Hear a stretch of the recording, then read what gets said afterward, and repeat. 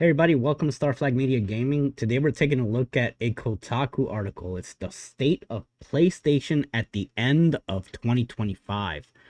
Sony is claiming that the PS5 is the most successful PlayStation they've ever had. But we're going to look at what that cost is in this article. So let's get right into it here. Um, yeah, it's by Kenneth Shepard over at Kotaku. It says here, if you were to ask Sony executives about the PlayStation in 2025, they'd probably tell you it was great. According to the company, the PS5 is already the most successful console generation after only 5 years. Thanks to all the money Sony made through microtransactions and subscription services like PlayStation Plus, the system the internet claims has no games is eclipsing its predecessors as long as you don't adjust for inflation, and it presumably still has a few years left in it. But does Sony actually have anything to show for it in 5 years?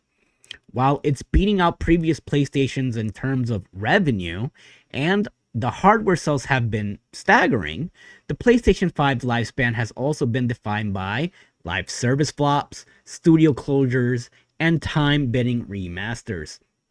Throughout the PS5 era, Sony has been devouring money, but hasn't been offering the kinds of big and small exclusive defined by identifiable characters, experiences, and stories that were once synonymous with the brand. By 2024, the PS5 seemed like a cultural black hole despite its success. Did 2025 get things back on the right track, or was it just another year of Sony's misguided pivots away from what made PlayStation more than just a box in which you played games on that didn't run well on Switch? While PlayStation 5 is still a raging success for Sony, like most other video game hardware, it was hit with a price hike. And this is where Kotaku has its his weekly Trump derangement syndrome. This followed the Trump administration's new tariffs through, though the device price was already raised in territories outside of America as well, which is what I've been screaming this whole time. These price hikes supposedly brought on by tariffs. Sony's been raising prices everywhere that weren't including any tariffs. This is just corporate greed. Microsoft did the same thing, and Kotaku screamed tariffs, and yet the memo leaked that really it was internal data from Microsoft that wanted to have all of their divisions hit 30% margin in profits, hence all the price hikes for Game Pass as well. Which also caused Xbox to raise its prices and seemingly affected the Switch 2's debut MSRP in June. It did not. None of that is true. Now, the system will run you an extra $50 regardless of which SKU you buy. The standard edition costs $549, while the digital edition with the disc drive now costs as much as the disc drive version did in 2020. $499. That's without the disc drive, guys. The PlayStation 5 Pro, meanwhile, has been raised to a whopping $749.99, which is a hefty asking price for something that hasn't made much of an impact. Historically, console prices are supposed to go down as a generation goes on. Sony has already said that the PS5 is entering the later stages of its life, and the PS6 is supposedly on the way. But even as the PS5 enters its twilight years, it's more expensive than ever. The only time you probably would have paid more for the thing is when it was scarce and scalpers were reselling it. A cheaper model was also released in Japan earlier this year, but it's region locked. The PS5 may have gone up in price, but one of its peripherals went down and stayed there, which is the PlayStation VR 2. The $550 price tag nosedived to $400 in February, following reports that Sony had halted manufacturing the headset as it struggled to meet its original projections. We all know a couple of things weren't going to do it, and that's the PS Portal and the PSVR 2 are both flops. This makes it not unsurprising that Sony itself didn't do much support for the PSVR 2 in 2025. That's something that Sony does that Nintendo would never. For example, with the Wii U not being a smash runaway success, Nintendo didn't just abandon the system. It had a full console life cycle. When Sony sees a system is struggling, like the PS Vita, and in this case the PSVR 2, they drop it like a bad habit. I mean, they drop it right away.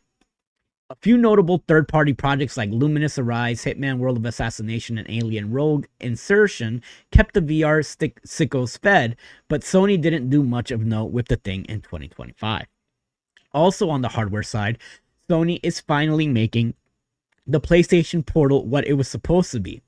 The streaming handheld was previously a remote play machine that let you stream your PS5 to it, but now the device can stream games directly from the cloud rather than bouncing them off another system. To me, that's too little, too late. Broadly speaking, booting up a PS5 hasn't changed much in 2025. Yeah, Sony brought back a few dynamic themes after previously making them a limited time flourish, but beyond that, scrolling through the system's 2025 software patch notes shows a lot of small quality of life changes, a few accessibility updates like the addition of an audio focus option to make soft sounds come through on headphones more clearly, and more customization options for the main menu UI. There's a lot of audio files to chew on, but overall the PS5 user experience is in pretty all right place. You don't fix what it ain't broke. Yeah, that's neither here nor there. I don't think that the UI has any issues. And then comes the services. The PlayStation 5's price wasn't the only thing that was raised this year. The cost of PlayStation Plus went up. The subscription service that let users play online, ad-free monthly games to their collection, and stream a huge library of older titles is now at higher tiers, was also hiked in April in multiple countries. And Sony is open to doing it again. Again, nothing to do with tariffs. That's just Sony being Sony. This wasn't the first time Sony's done this in the PS5 era.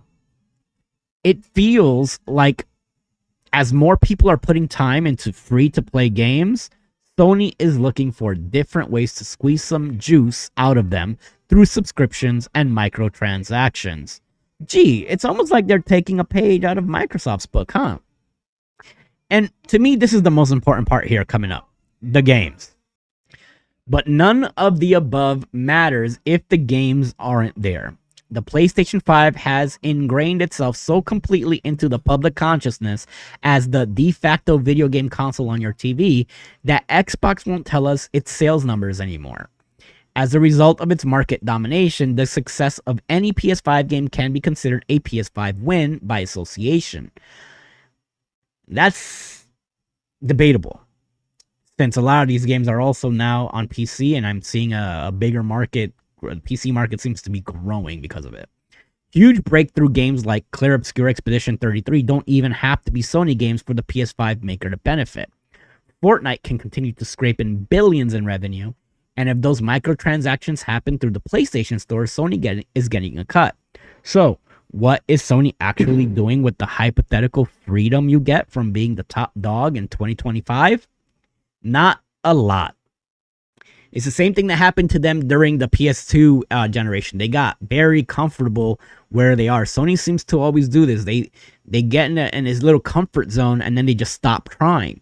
And this is when a company comes along like Nintendo and creates something like the Wii and eats its lunch. And then the 360 comes out, and it almost dethrones the PlayStation. Actually, within a couple of million units, they were just at the very tail end of that generation. The PlayStation 3 managed to come in second place. Continuing a grim trend from recent years, Sony studios in 2025 were repeatedly hit with layoffs after live service projects failed to take off. And yet PlayStation higher-ups continue to insist that this is the way forward for the company that was once defined by more than a desperate need to hook someone into dailies and microtransactions. Marathon was delayed even as Destiny 2 continues to struggle. So the major PlayStation pillars this year were Death Stranding 2, which is a Kojima Productions game, not even a Sony IP. And then that is going to eventually go to other platforms. And Ghost of Yotei, which, despite manufactured controversy, it wasn't manufactured, has sold millions of copies and is a Game of the Year season darling. It is not a Game of the Year as either, so I don't know where this take is coming from. So yeah, the PlayStation 5 has had a good year on paper, but how much of that is actually the result of Sony's own legwork? When all is said and done, I'm sure the company will have wonderful earnings report after the fiscal year is over and will have no reason to learn anything from its failed projects and fired workers. The problem with Sony's nearly monopolistic hold on the AAA console market this generation is that PlayStation as a brand has become so ubiquitous that it doesn't need an identity anymore. Incredible games make their way to the PlayStation 5 more than any other console. Whether that be because the Switch 2 can't run them well, or because developers decide that releasing on Xbox with its smaller attach rate isn't worth the risky investment. I think that the Switch 2 is in a position to completely crush it this next coming generation. They are the first in the next coming generation. Obviously, it's kind of like in between with competing with PlayStation 5 right now because that's what's out, but it's make no doubt about it. It's the Switch 1 is the direct competitor to the PS5, and we all know that's on its way to becoming the best-selling system of all time if Nintendo supports it for 1 or 2 more years.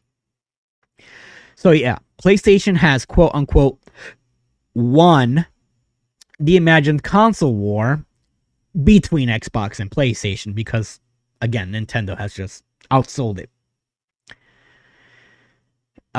And now its internal lineup doesn't have to stand out the way it once did. The company can just release a big AAA ass video game every once in a while and get major award buzz. Most of PlayStation's output in recent years has left influenced by prestige television, with cinematic games like Last of Us and God of War becoming the video game equivalent of Oscar bait, lapping up praise and acclaim every year. Well, those games are remakes.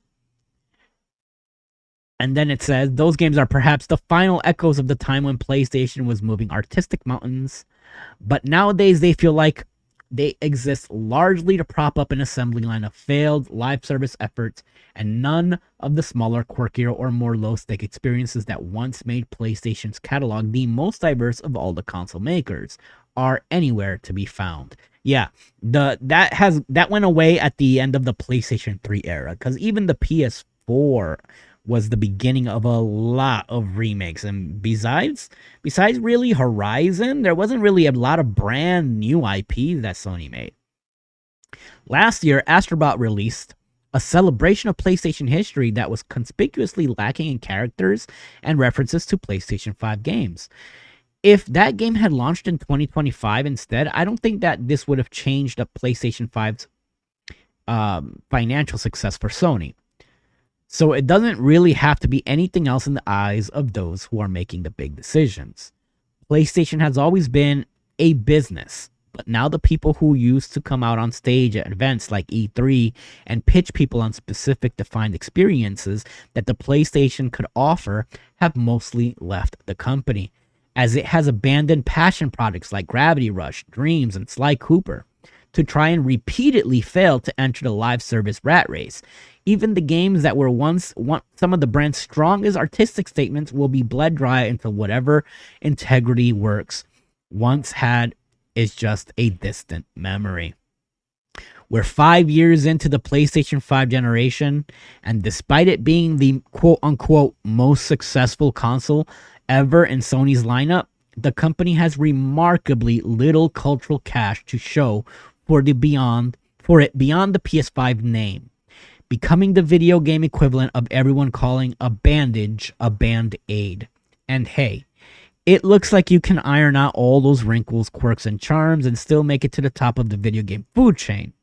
In 2 generations on top, PlayStation has achieved the kind of ubiquity the Sony higher-ups probably wanted, and all it cost was the brand soul.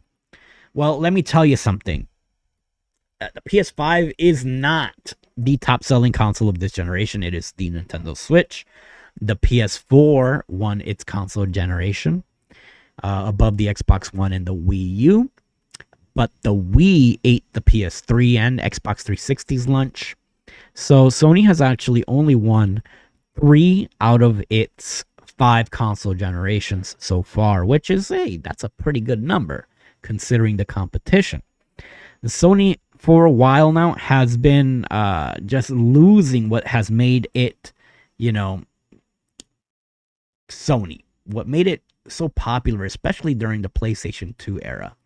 And now that the consoles are at PC price points, you can just go and build yourself a mid-tier PC, and that's it. You've got yourself something that's more powerful than the PS5 Pro for the same price, and it's going to be good and upgradable in the future.